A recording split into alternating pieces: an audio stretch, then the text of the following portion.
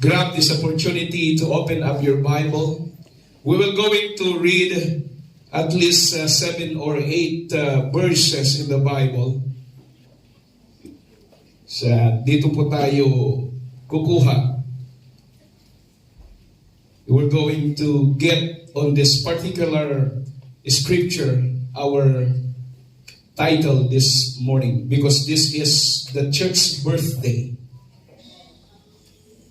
Amen. In the book of Acts chapter 2, every time we read this Acts chapter 2, verse 1 down to 4, and later we will jump to verse 14, 15, 16, and jump to 21. Okay, my Bible said, and when the day of Pentecost was fully come, they were all with one accord in one place. And suddenly there came a sound from heaven as of a rushing mighty wind, and it filled all the house where they were sitting. And there appeared unto them cloven tongues like as of fire, and it sat upon each of them, and they were all filled with the Holy Ghost, and began to speak with other tongues as the Spirit gave them utterance. And jump to verse 14. But Peter, standing up with the 11, lifted up his voice and said unto them, Ye men of Judea, and all ye that dwell at Jerusalem, be this known unto you, and hearken to my voice, meaning to say, listen to my words. For these are not drunken as ye suppose, na pagbintangan na pagkamalansin ang lasing, dahil po sa power ng Holy Ghost. Saying it is but the third hour of the day. In our modern time, it's about 9 o'clock in the morning. But in 16, this is that which is spoken by the prophet Joel. Meaning to say, this is the fulfillment of the prophecy of prophet Joel. And in 17, and it shall come to pass, in the last day, saith God, I will pour out my spirit upon all flesh, and your sons and your daughters shall prophesy, and your young men shall see visions, and your old men shall dream dreams. Sandali, mga kapatid, mag-push tayo. Sino ang above 60 na sa inyo? Oh, you are including old women. Me too, old men. Hallelujah. In verse 21, and it shall come to pass that whosoever shall call on the name of the Lord shall be saved. That is the very heart of our scripture. Shall be saved. We have been praying, and God already blessed His word. So I'm ready now to minister the word of God on this title. A time to be saved. Hallelujah! Can you turn to your neighbor? Are you ready to be saved?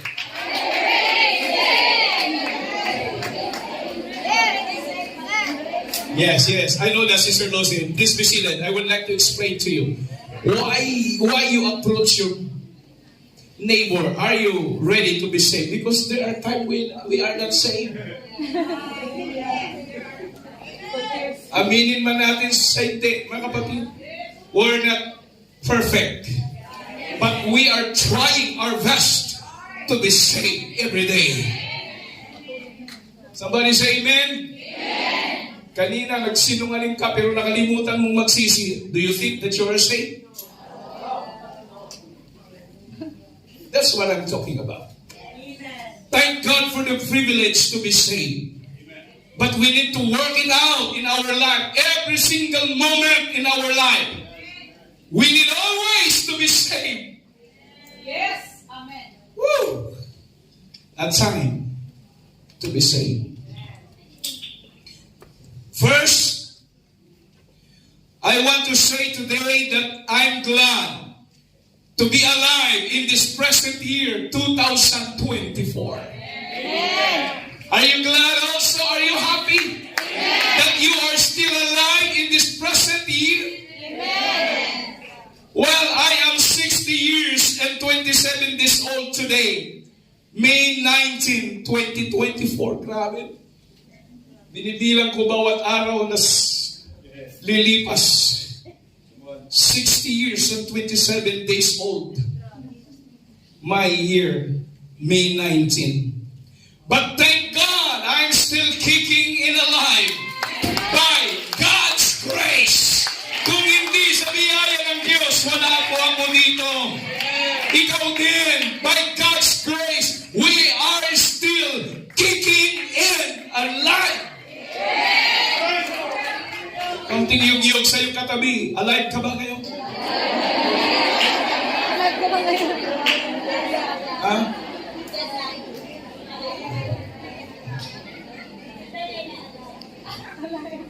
This is a very critical time. You need to connect to somebody. This time is a very critical. Wali kang malaglag sa iyong upuan. I'm not full. Amen. To pray. Amen. To back into life. Hindi, kung ikaw si Eutychus, please, don't sleep. Well, my point is, living for God today is the best time. It is the easiest time and the most rewarding time ever in the history of the church. Wala nang pinakamaganda sa buhay natin kundi, mga kapatid, ang maglingkod sa Diyos. Hindi yung nanalo ka, mga kapatid, na Miss Universe sa yung barangay. Barangay lang yun. But the best time in this life is to serve God. Because I believe with all my heart that we are living in the rapture generation. When God is about to come back after the church. It's all started on the day of Pentecost in 33 Anno Domini. God's New Testament church, I will tell you, was formed and established with the outpouring of the Holy Ghost. Kaya ang church na ito, na yung pinuntahan, ngayon ang birthday niya. That's why we're celebrating the Pentecost Sunday. But we are not just another religion or another church on the corner. But our local church was founded upon the doctrine of the original teaching of Jesus Christ in Jerusalem. Amen. Beginning in Jerusalem, not from Rome. Amen. This church will originate from Jerusalem. That's why, hallelujah, we believe in one God and not in three persons. This God was manifested in the flesh, justified in the Spirit, seen of the angels, preached unto the Gentiles, received up into glory. So there's no controversy on that. Not from Rome. It started in Jerusalem. It's almost 2,000 years ago and it's still going strong today. When Jesus returns, I will tell you, He is going to find some born-again believers baptized in water in Jesus' name, blood-washed people, Holy Ghost-filled saints, living in the holy life and continue serving Him as He asked to do it 2,000 years ago. The reason why Jesus came is not about to those people that are out of this church, but to those people who have been buried in water in the name of Jesus Christ. People who are filled in the power of the Holy Ghost. And if you experience that, God will count you. One day, you will meet the Lord in the end. But if that's not happen to you today, let God fulfill the promise to your life. Your religion cannot save you, but I'm talking about your relationship between you and God. Hallelujah. And you need to experience, hallelujah, the day of Pentecost, where what the Holy Ghost is going to move in your life powerfully. Church, we are not here to show up somebody. We are here to show our worship. We are here to magnify the name of above all name, the King of Kings and the Lord of Lords. His name is Jesus. His name is Jesus.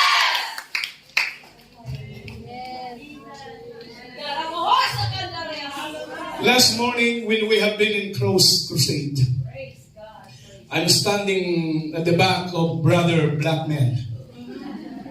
Somebody looking at me, and I have a conversation with the Indian brother, a Pakistani first, before the Indian. We have a conversation. You know, he told me, you know, Pastor, he believed in me and I'm a pastor. Even that I introduced myself, I'm a pastor. Maybe the one, the balloon that I wore. Look at this, look at this. And he showed his cell phone. You know, since January until now, I have 500,000 views. So what's your content? Why you have 1 million views? He showed it to me. The video in the crusade. That is his content.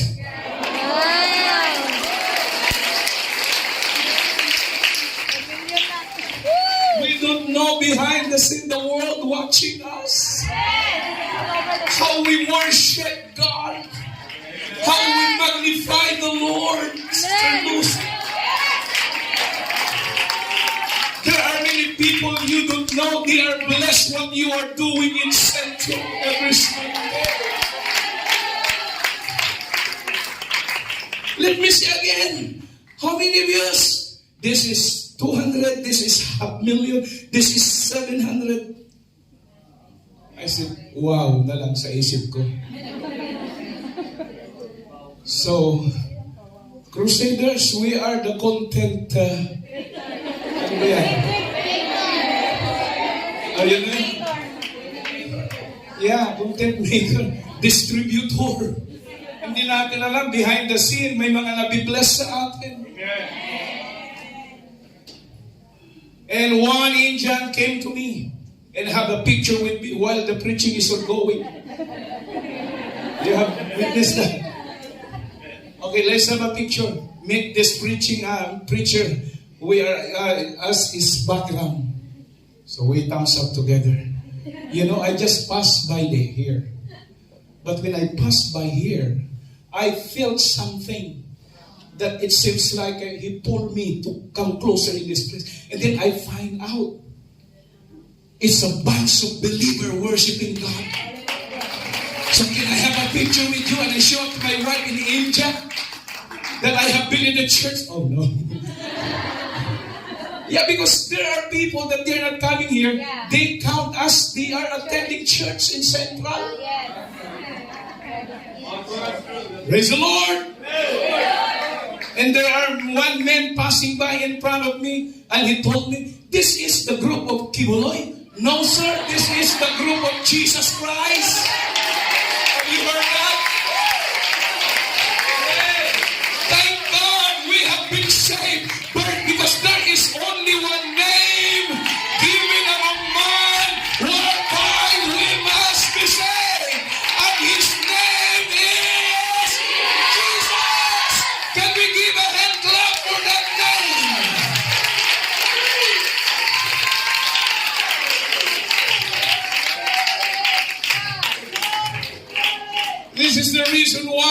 Jesus return, He's going to find some born-again believers baptized in that name, Jesus Christ.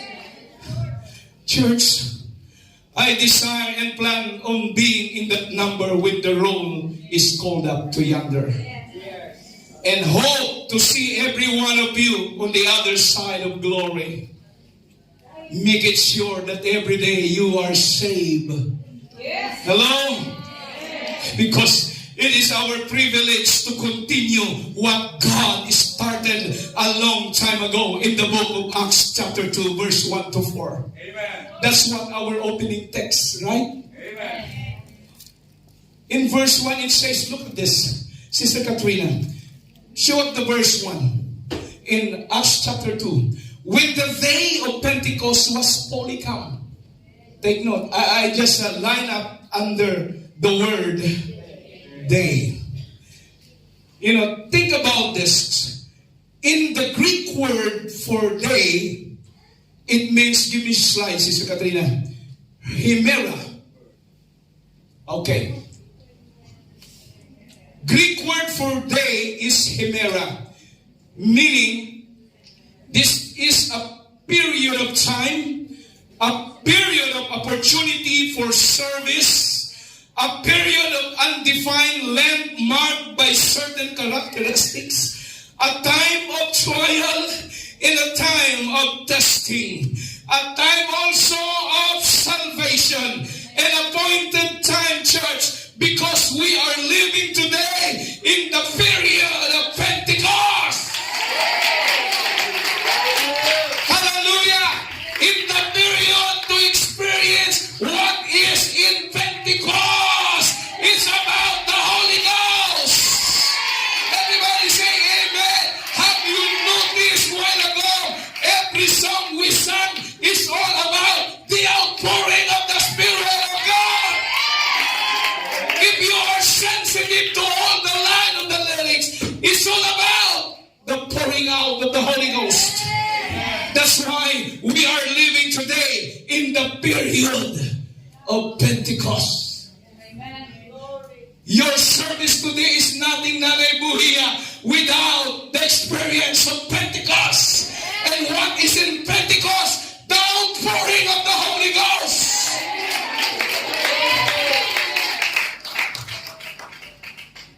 The Holy Ghost is just as real today, this present year, 2024. And it was the first time Simon Peter spoke in tongues on the first day and gave the salvation message in the book of Acts chapter 2 verse 38.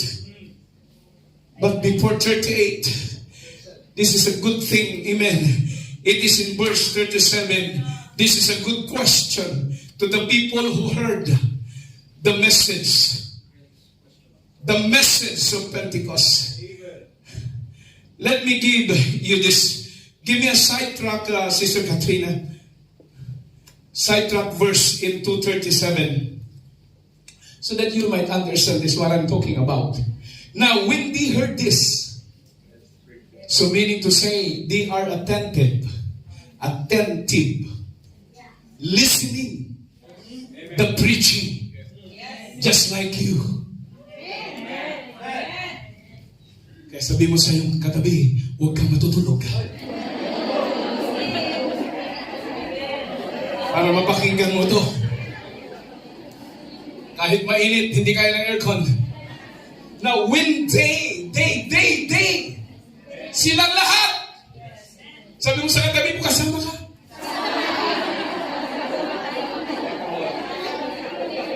When they heard this, they were pricked in their heart. Meron po silang na-experience na conviction. Para bang kumbaga sa isang knife na matulis, na-hit ang kanilang puso. Nangusap ang message. God spoke the message during that time. That's why their heart are pricked and said unto Peter and to the rest of the apostles. Why? Because there are 11 standing behind Peter. So they are 12, and the 11 is standing beside Peter. Amen. And said unto Peter and to the rest, and to the 11 apostles, Men and brethren, what shall we do? Do you like this question? Amen. To our guests, meron bang ganyang katanungan sa puso mo? Is there any kind of question that is in your heart today? Pastor, what shall I do? I had a lot of problem, but I don't know bakit ako nandito. What shall I do? But Peter responded simple word. He's not speaking about religion. He's not speaking about a ritual ceremony that you need to do. He's speaking about salvation. Everybody say amen. Why? Because religion cannot save you. So Peter didn't speak about the name of organization. He speak about your relationship between you and God. Hello? Peter didn't speak about what you call that, yung ginagamit po, orasyon. Peter didn't speak that. But the question is good, what shall we do? What shall we do? Peter, please answer. I'm really convinced about your preaching today. Yes. Hello? Do you feel what I feel? I know that God is speaking to you, not only to you bona fide members of New Life Fellowship, especially to our first-time guests. Allow that question comes out in your heart. Allow that question, it will germinate to your heart. Pastor, what shall we do? And Peter suddenly responded. Here in verse 38, this is the very heart of the message of Peter. And he said, Peter said unto them, kasi nag-question sila anong gagawin namin? Kaya sumagot si Peter sa kanila, repent!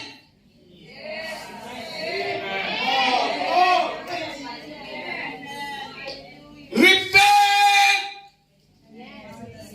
One of the best message that you will hear today. Yes. That's right. I remember Sister Rosie, when God speak to Sardis, one of the 7 churches of Asia, in Revelation chapter 3, He said to Sardis, wake up and repent. Yes. Or else I will come back and erase your name on the book of life if you will not repent. Yes. Hello? So this message of repentance is one of the valuable messages in the Bible. Because we are not all perfect. Yes. We are all sinners and we are come short into the glory of God. That's what the message is. We need to turn from our sin 180 degrees, turn around. That is repentance. But it will not stop there to our guests and visitors. There is a second step that you need to do. And be baptized, every one of you, in the name of Bobby. Bakit nag-resist kayo? Ako preacher ngayon, kaya in the name of Bobby.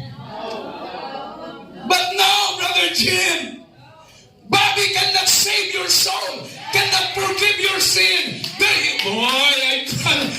is only one name who has power to forgive your sin.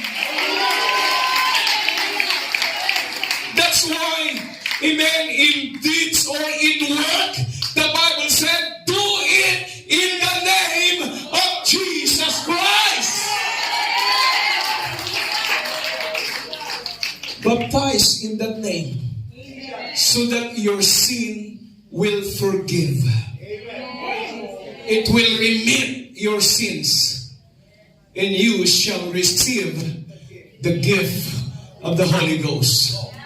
I would like to clarify to you This is the reason why God cannot dwell inside of you. Because God and sin cannot go together into your heart. It cannot dwell together in the master bedroom of your heart.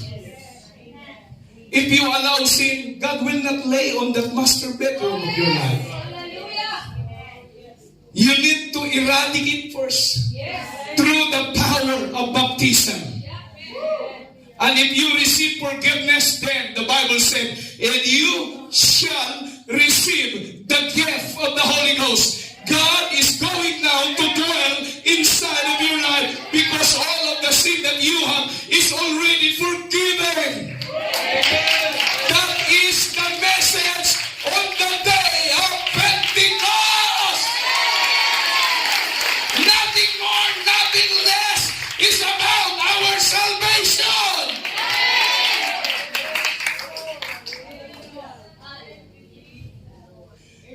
Even you go anywhere in the world and attended every churches in this world, if you are not experienced this plan of salvation, your salvation is nothing. Yes, that's right. Yes. Amen. Unless you've been buried in that name, you've been baptized in that name, Amen. there is always a forgiveness of sin.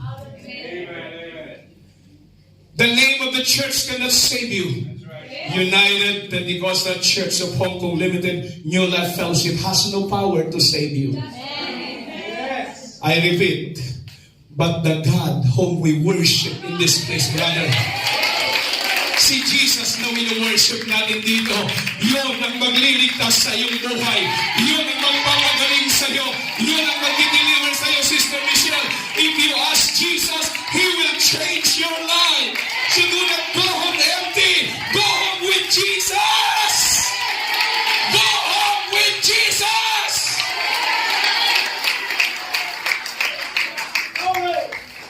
It's all nothing without Jesus.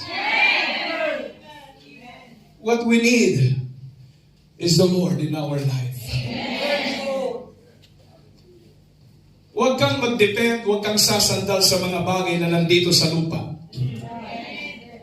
It all vanishes, Sister Michelle. But if you hold on to that promise of the Lord at sasandal ka sa Kanya, kahit patumba-tumba ka pa, hindi ka iiwanan ni Jesus. Because He said, I will never leave you nor forsake you. Heaven and earth are passed away, but my word, my promise will never pass away. If you have the word of God in your life, oh, come on, can we give one more time a hand clap of worship? Listen to me. This is Pentecost Sunday. This is the period of time that God has appointed. This is for the world to find salvation. Amen. This is Pentecost. An opportunity for you and I to do service for Him. To have testing and trial. But we know if we were faithful at an indefinite period of time, He's coming back after His church. Even in the midst of your trial, God never changed His promise. He will come back. We don't know the day or the hour. But in the meantime, hallelujah, there is certain characteristic will mark this time of Pentecost. We will be speaking in tongues and operating in the gift of the Spirit until God decides the day is over. Sige lang, huwag kang magsawa, mag-speak in tongues ka lang, mag-worship ka lang, continue serving my name until the day time is over. I will blow, I ask my angel to blow the trumpet to open the heaven, and I will coming down in the air for my people's sake. We are now living in the period of rapture. Oh, Jesus. That's what in Romans 13, Apostle Paul admonishes us.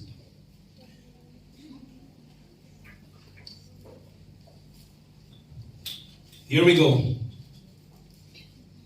Paul said, and that knowing the time, that now it is high time to awake our sleep. I remember that message when I preached 2 days ago. Autopsy of a dead life. Wow, a great moving of God in these weekdays. He said, wake up out of your sleep. Alam niyo mga kapatid, kahit buhay tayo, we need to undergo the spiritual autopsy. Yes, that's right. Amen. Why there is an autopsy to a dead cadaver? Because there are people that sudden death, they don't know the reason why he was dying. So they will undergo the autopsy. And they said, that's the reason. Nakat pala yung kanyang veins dito sa leeg. That's the reason. Silent stroke. So it will comes out into the autopsy. Now, you know why sometimes we are living but we are dead? Come on, Pastor. You are here but your worship is dead. So you need to undergo a spiritual autopsy. Yes, that's right. You need to find out what's the reason why your worship is dead. Am I making a sense? That's why the Bible said, it's time to awake out of his sleep. Awake ka pero tulog ang iyong worship. Tulog ka spiritually. But the Bible said, for now is our salvation nearer than when we believe. Because the night is far spent, the day is at hand, so let us therefore cast off the works of darkness and let us put on the armor of light. Let us walk honestly in the day, not in rioting, not in drunkenness, not in chambering and wantonness, not in strife and in vain, but, here we go in 14, put ye on the Lord Christ, Jesus Christ. Why Paul admonishes us and urges us to put Christ in our life? Just like my suit, when I'm not wearing. So my wife says, can you put on your suit? Pastor Librado? Oh yeah, I'm going to put on my suit. And the message is, put on the Lord Jesus Christ. So how can we put on the Lord? Woo! That's the Spirit of God. He wants to go inside and dwell inside of you. That's the message of Paul. You need to have Jesus inside of you. So put on Christ in you. And make not provision of the flesh to fulfill the lust thereof. Because you cannot overcome those things, vices, pleasure in this world without Christ in your life. That's why I urge us, Jesus wants to dwell inside us so that you might have a helper, amen, to overcome all the vices.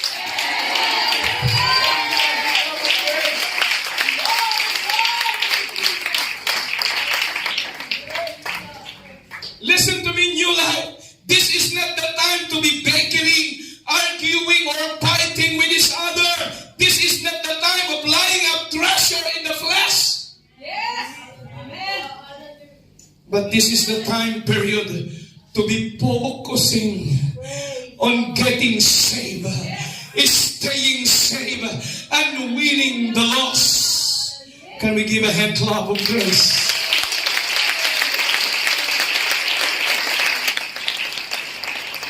Oh God.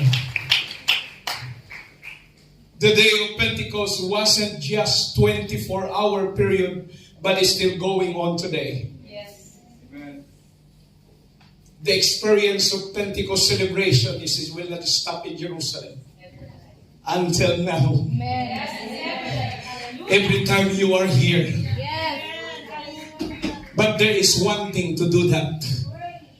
If you want God to move powerfully in our life, there is a simple thing, simple message that the Bible wants to express to us.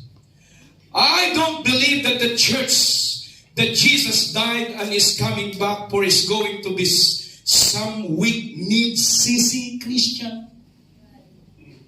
Bunch of fearful Christian. Spiritual, anemic saints of God in the last days. But He's going to find a strong powerhouse church. A muscle-bound, vibrant, spiritual church on fire when He tells Gabriel to blow the trumpet. Ito ang hinahanap ng Diyos na klase ng iglesia. Hindi pa tulog-tulog dyan sa corner. But they are attentive church, mga kapatid. People that are excited about serving God. People that are worship and praising name. Not one happy in the church in the pews and overhead with our own needs. But on fire for God. Just as much as they were in 33 AD. Ito yung church na handang sumalubong sa Panginoon. Amen. Praise the Lord. Hindi yung church na pagdating mo, paglabas na pag-enter mo sa blue door, yung dalawang balikat mo, left and right shoulder ba, goes down.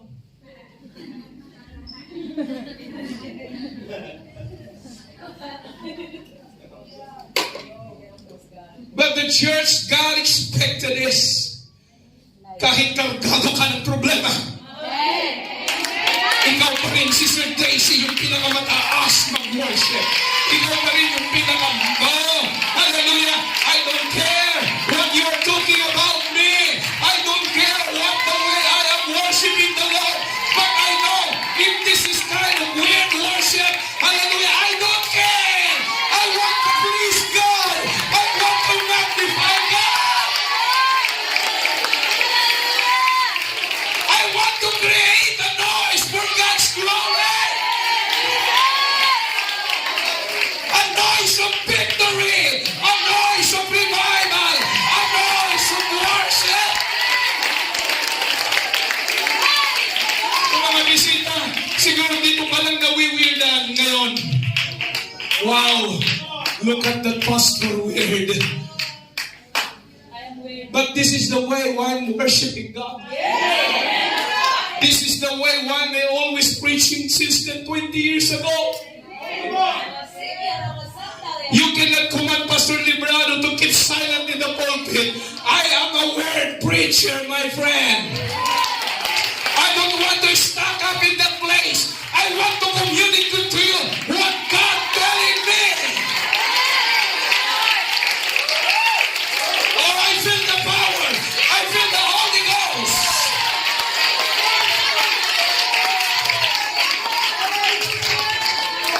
Oh. Why, Pastor? Because God wants to do miracle in these last days. He wants to use us in a spiritual gift and let us be involved in the signs and wonders. This is the church, Brother Joel, that God is looking for. Praise the Lord. God wants you to involve with signs and wonder.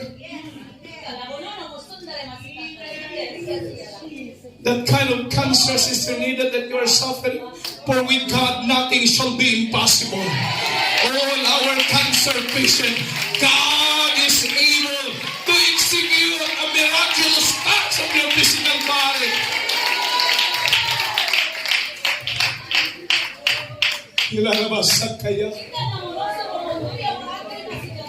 You know, the Holy Ghost you got is just the same as it was in 33 AD. Yes. And it's just as powerful are those original saints that had it before. Amen. I wonder, church, and amazed, how did these 3,000 people get baptized and receive the Holy Ghost in the first 24 hours period? Praise the Lord.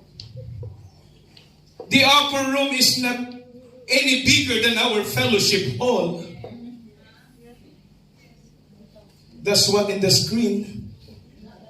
You couldn't get 3,000 people in there and wants to hear Peter preach Acts 2:38. It cannot pack up the 3,000 people there. That's the place where the 120 receive the experience of the fire of the Holy Ghost. That even outside of the upper room, the streets and courtyard are very narrow. You couldn't get 3,000 people to hear at once. Hello? Imposible naman mga kapatid na during Peter preach, may nakatayo dito, nagtutulay-tulay dito, para lang makompound mga kapatid yung 3,000. Cannot be. O meron pa dito sa mga masitera, sumisilip, cannot pack up 3,000 in that building. And Jesus had told them to be baptized in the name a long time ago before Acts 2. I will tell you. That's right. How did 3,000 people get added to the church that first day? Let me tell you what I think right now. This is the divine inspiration of God to me. Those in the upper room waiting for the promise of the Father is the Holy Ghost, right? Yes. Had already been baptized in Jesus' name themselves. Jesus had told them to be baptized in His name long before Acts 2:38. I've got to believe, church, they obeyed Him. Hello? They obeyed Him because Jesus told them, go into the upper room. Wait for the promise. Actually, 500 people followed up. And I believe those people are already been baptized in His name. So I got to believe they were telling others also what Jesus said to do. Hello? Because it's human nature not to believe right away. Yan ang ating human nature. Kaya marami tayong ino-orient about the plans of salvation. I mean, there is a spirit of retaliation, resistance, meron pang mga reason. Pagbalik ko na lang, Pastor. Next week, kasi meron ako. Hello? It's human nature not to believe right away.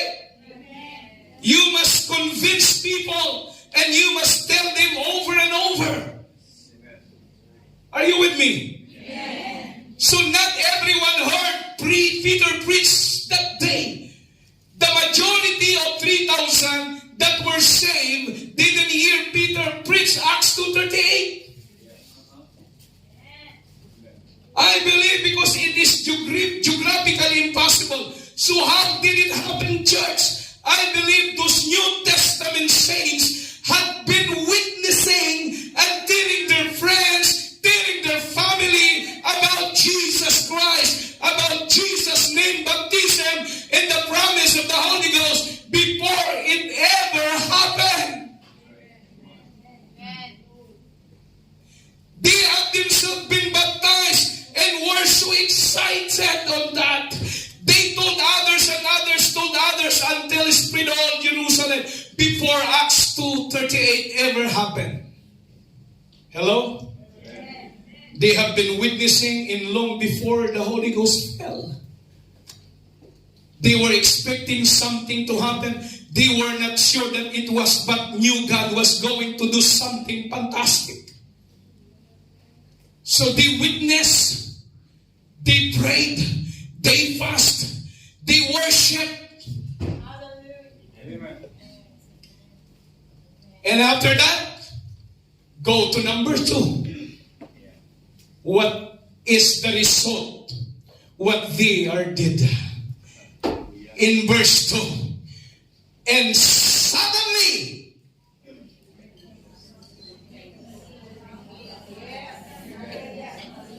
you know the word suddenly? Hindi yung suddenly na slow motion.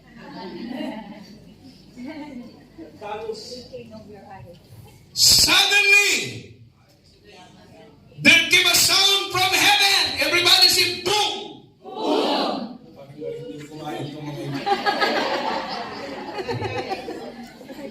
Pag sinabing sudden, biglaan yan. So everybody say, boom! Boom! That's right. There is a sound. Everybody say sound. From heaven as a rushing mighty wind. Hindi ko alam kung anong audio sound yan. And it filled all the house where they were sitting. I will tell you, after they received the Holy Ghost in the upper room, they ran out and began telling others. I believe on that. Amen. Hey, you know what I was telling you about before? It happened this morning, 9 o'clock in my life. I'm over in that upper room. God filled me with the power of the Holy Ghost. I told you before, last 2 days ago, there is a promise. Kaya yung una nilang na-witnessan, nagpaluan na lang sila. At maybe yung iba, sige, gusto mong maranasan yan. Kaya ang baptism continues. You cannot pack 3,000 in the place at the same day. When God filled them with the Spirit, just like Joel prophesied, it would happen. And I spoke in tongues a while ago at 9 o'clock in the morning. Wow, it was fantastic, right? Amen. You need to be baptized also today. You need the Holy Ghost too. Oh, come on. We're going down to the river right now to worship God, doing great things. And I want to share with you what I have last 9 o'clock in the morning. So people from all over Jerusalem started repenting, started getting baptized and receiving the Holy Ghost because the saints have been busy telling them, expect something to happen when the church gets to praying and worshiping. Come on.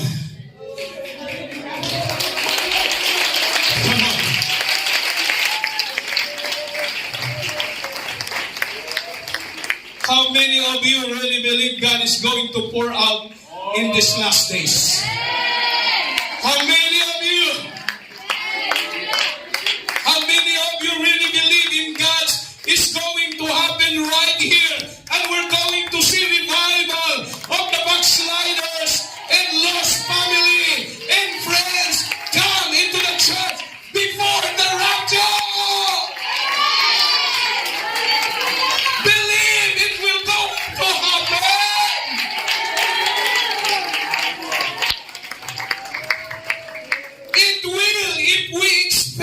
Happen if we tarry in prayer, church, if we tarry in worship, but if at the same time we're telling others about it right now.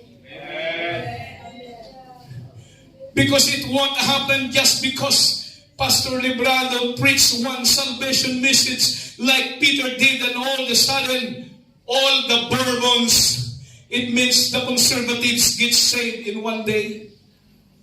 It wasn't Peter's message, church. It wasn't the upper room location. It was because the saints of God have been telling others in the town to expect something to happen. That God was moving, that they had obeyed themselves the word of God. Can we give a hand clap of praise?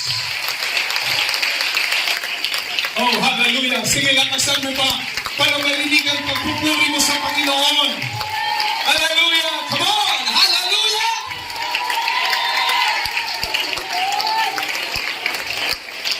So now is the time to plant the seeds for your friends and for your family. Now is the time to be praying, worshiping, and expecting something miraculous. That it will happen to the church. Hallelujah. In my conclusion, because I hear something now. There is a powerful blowing of the wind in this place today.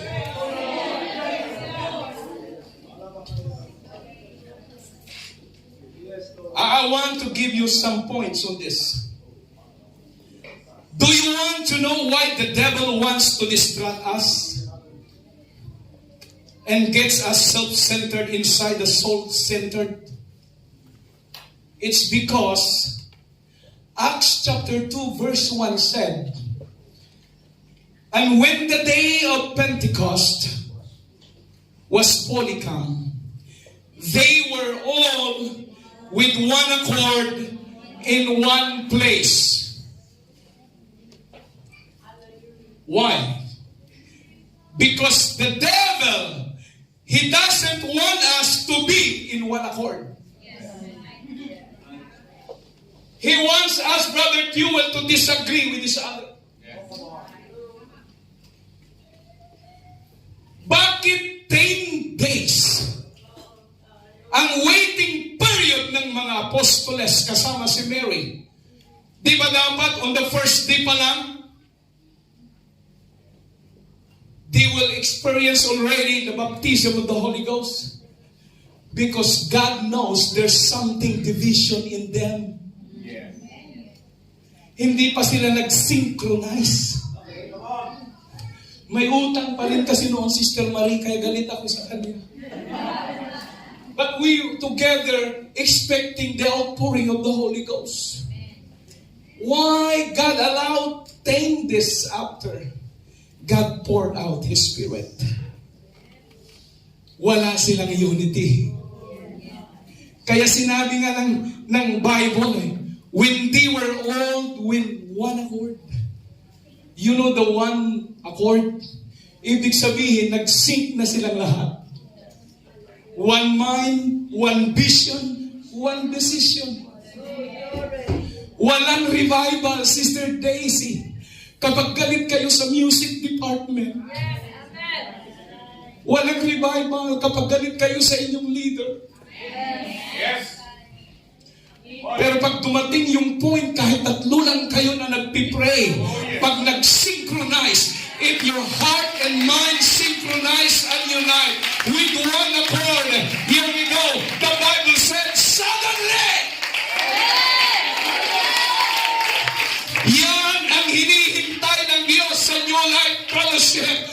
Forget about the negative things to somebody else, to your sister. We need to one accord, one heart, one mind. Woo! Not only that, not only one accord, in one place.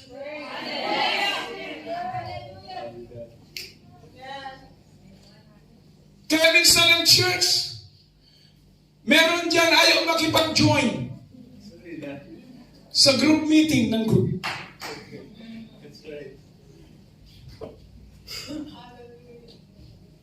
She addressed that she is group so-and-so. Pero pagdating sa group, wala siya.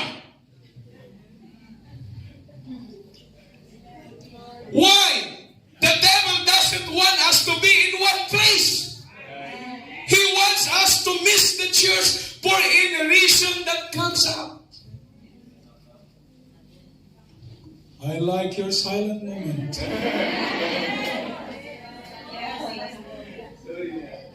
Now I'm talking about the verse. I'm talking about the power of God that is ready to pour out. But take this past. Wala pa ring revival. Hello? Maybe one of them are always had a spirit of resistance.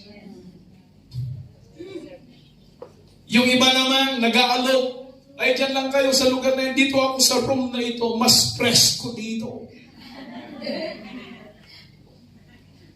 But God is waiting to this 120 to put in one place. Kaya kung may cellphone na noon, baka lalong hindi ibuhos ng Panginoon yung kanyang promise. Kahit nasa upper room, may kanya-kanyang business. Yung nasa isang corner tumatawa. Yung iba naman nanonood sa YouTube. How can God fulfill His promise if we are not in one accord, in one place?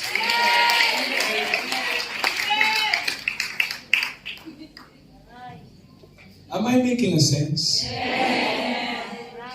And that's what happened nowadays. But Joel prophesied, amen, in 2:23. I'm about to close. Rejoice in the Lord your God, for He hath given you the former rain moderately. Oh, hallelujah. I tell you, if you don't believe it today, if you are all stiff and starching this afternoon, you want better get, amen, your bag out, because it's going to happen when the saints of New Life Fellowship begin to go in one accord, begin to one in prayer, begin to unite in a worship, and come to church expecting it to happen. I will tell you in verse 2, suddenly there came a sound from heaven. And your old man shall dream dreams, your young man shall see vision. Pwede ba tayong tumayong lahat, mga kapatid? Hallelujah! Now listen to me. One accord. Are you ready to connect to one accord? Oh God, nasaka na lang. Hanggang hindi mag-synchronize ang ating gagawin sa araw na ito, walang revival. But if you are willing now, hallelujah, and if you believe, if we are in one accord, in one worship, connect to someone else, and together come to the Lord, I will tell you, suddenly, there came a sound from heaven as of a rushing mighty wind. And it filled all the house where they were sitting. I also want to thank God for the young woman sitting in this room, sitting in the pews, standing right now. There is a vision for revival. Come on, hallelujah. Keep on dreaming. Keep on having your vision. And keep on, because Jesus is coming real soon. He wants to do miracles in our midst. He wants to show signs and wonder in this room right now. He's going to get to the point around here that it doesn't matter, church, who walk in that blue door with whatever sin or problem. My Bible said, it shall come to pass, whatsoever shall call on the name of the Lord shall be saved. Today, what we need. Oh, come on.